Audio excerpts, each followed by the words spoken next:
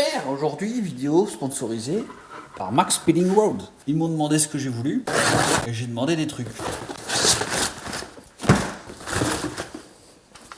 Alors on a une dump valve avec l'électrovanne de commande parce que j'ai un nouveau véhicule. Un compressiomètre moteur essence parce que je l'avais pas et que j'en avais besoin. Compressiomètre. Et puis du polystyrène parce que je manquais un peu d'isolation. Ceci est une valve. Ceci est une valve PCV pour moteur TFSI avec le joint.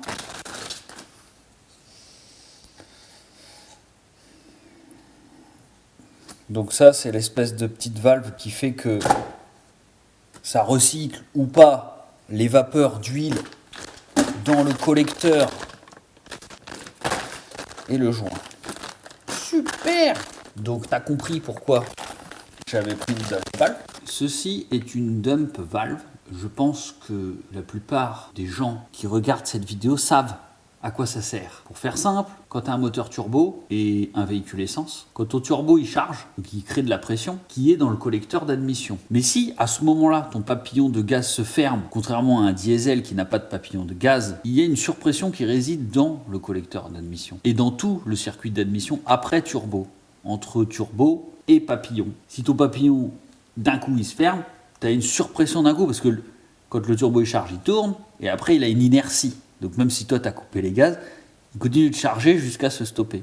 Et donc il y a une grosse surpression à ce moment-là, parce que la pression n'est pas forte, mais il y a un débit de ouf. Donc ça sert à évacuer ce surplus d'air. D'origine, c'est pas fait comme ça. Il y a une électrovanne qui s'ouvre quand il y a trop de pression, et c'est recyclé dans le moteur.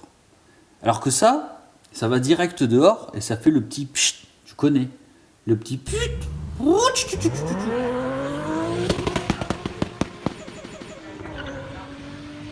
C'est ce truc-là. Et sur la plupart des véhicules, ce système est purement mécanique et donc doit être de qualité. Car quand ton moteur échauffe, ton ressort dilate. Et si tu as taré, parce que c'est le ressort qu'il y a dedans qui fait le tarage à laquelle la pression va s'ouvrir. C'est-à-dire que si tu as trop de pression, il faut que ça s'ouvre également. Ce qui limite la pression de turbo en secours. Sur les vieux véhicules ou les véhicules de compétition, ça c'est un système mécanique qui fait que quand il y a la pression, ça s'ouvre. Sur le TFSI, c'est pas tout à fait comme ça. C'est-à-dire que là, il y a quand même une vanne qui va s'ouvrir, mais il y a une électrovanne qui est ici, qui commande ce truc-là.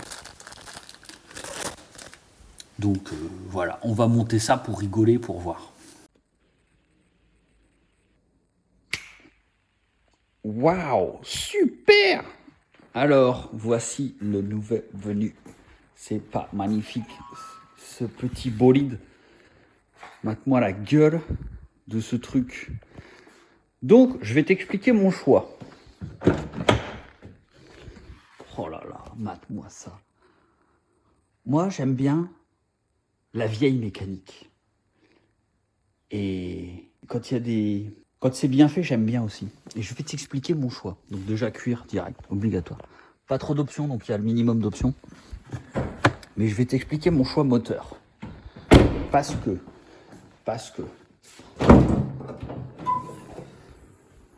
Donc, c'est un 2 litres TFSI 200 chevaux, code moteur BWA.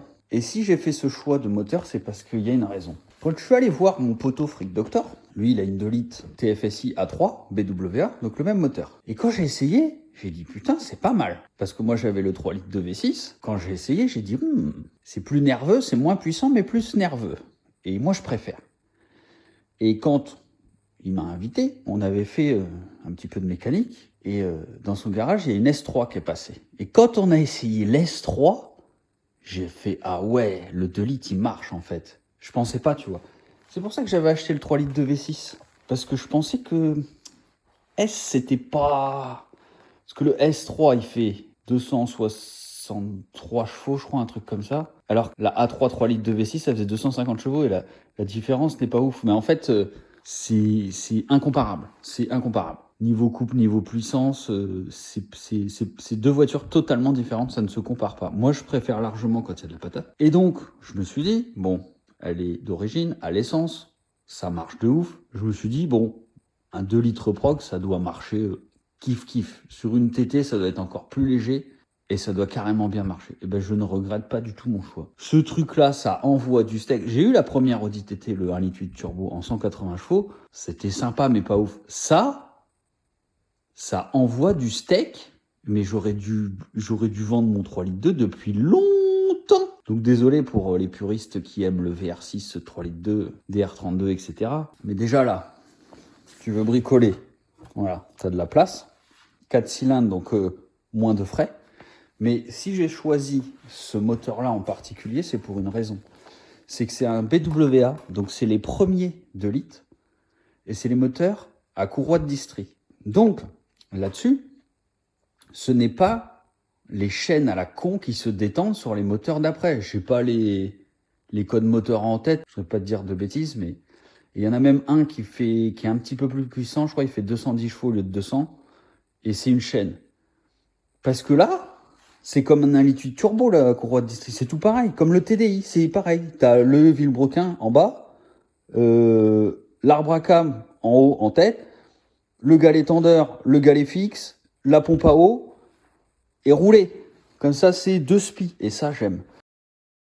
Parce que le VR6, fallait enlever des poses du pare-choc, des poses de la calandre, suppression de liquide de refroidissement, des poses moteur, des poses de boîte. Là, tu faisais la distribution et après, tu remontais tout, tu y passais 3 jours. Par contre, il y a une douille qu'il faut savoir. C'est que le BWA, il y a un autre code moteur qui a la courroie de distri aussi. Ce qu'on ne vous dit pas, c'est qu'il y a une courroie de distri, mais il y a une chaîne également de l'autre côté avec un galet tendeur hydraulique. Et ça, faut aller vérifier. Donc, il y a 3 choses sur le BWA à vérifier. Il y a contrôler la courroie, mais bon, ça c'est ok. Le fameux galet tendeur, voir si la chaîne ne s'est pas trop détendue. Et ça, quand on te dit, ouais, la courroie de distri, elle est faite. La courroie, on s'en fout. Une courroie, ça tient, ça se détend pas. Par contre, une chaîne, ça se détend. Et le rattrapage automatique du tendeur hydraulique, et au bout d'un moment, il arrive en fin de course. Donc tout ça, ça se voit au diag. Il faut aller dans les groupes de mesure, regarder les valeurs consignes, les valeurs hors tout, et on arrive à voir où on est. Donc il y a ça comme problème. Il y a le cam follower. Donc ça, je pense que tout le monde le sait. Vu que c'est une injection directe, on est en injection haute pression, je crois bien, à 150 bars. Il y a une pompe immergée dans le réservoir qui met en pré-pression le circuit d'essence. Ça passe par une grosse pompe haute pression qui est là, et c'est un petit... c'est comme un petit arbre à cam avec un poussoir hydraulique qui appuie comme ça, qui met de la pression dans la pression d'essence pour aller aux injecteurs. Et il y a l'espèce de petit poussoir là, c'est une petite capsule métallique, et elle s'use. Donc ça, faut la contrôler. Il y a le phénomène aussi, il y a un autre problème, c'est ce pourquoi j'ai eu le sponsor de la vidéo, le reniflard, la vanne PCV, qui fait que quand au ralenti, tu as un ralenti instable, c'est la maladie, ça vient de là-dessus. Et si j'ai fait ce choix-ci également, c'est qu'il y a un calculateur MED 9.1 qui est l'évolution du ME 7.5 qui était le 1,8 litre turbo. Donc passage à l'éthanol, easy baby. Easy baby. Je me suis fait la main sur le ME 7.1.1 qui est exactement pareil. Gestion de coupe, papillon motorisé. Donc les démarrages à froid, c'est fait. Relevé d'allumage, c'est fait. Enrichissement pour les trimoquets, c'est fait. Donc tout ça, j'ai compris. Il n'y a plus qu'à caca. Il n'y a plus qu'à faire feu. Donc je pense que je ferai des vidéos sur la reprog au niveau de ce calculateur-là. Et donc là-dessus, on a la fameuse dump valve pchit. Donc par contre, j'ai peur d'un truc, c'est est-ce que c'est de qualité ou pas? Parce que si la dump valve n'est pas de qualité, tu peux monter trop en pression, en surpression. Et là, c'est pas bon. En gros, je sais pas ce qui peut se passer, mais on peut abîmer le papillon. On peut péter les raccords de... On peut démanchonner les raccords de circuit d'alimentation en air jusqu'à l'échangeur ou après l'échangeur jusqu'au moteur. Et puis trop de pression aussi dans le moteur, c'est pas bon parce que voilà. Bon. Après, le MED 9.1 a des sécurités dans tous les sens. On a un capteur MAP, on a un débitmètre, tout ça va être contrôlé pour pas qu'il y ait de surcharge en fait. Donc voilà, en gros, le cache est gros et moche, mais quand tu l'enlèves, c'est pas un beau moteur, mais c'est un moteur facile d'accès. Et ça, j'aime. Tu vois, là, il n'y a pas la batterie, j'ai envie d'en mettre une deuxième. Je me dis, au cas où je mets l'autre batterie, c'est comme une Golf. Tu regardes ça, on dirait une Golf, en fait. Donc, on a fait le tour. Je suis assez content de l'investissement. Surtout que par rapport à un 3 litres de V6, la consommation n'a rien à voir. Ça consomme moins, ça marche mieux. Bon, par contre, ça chante moins bien. Il est vrai que ça chante moins bien. Donc, les futures vidéos s'annoncent prometteuses sur la chaîne. Donc, à ciao, Bing. Blow it out your ass. Wasted.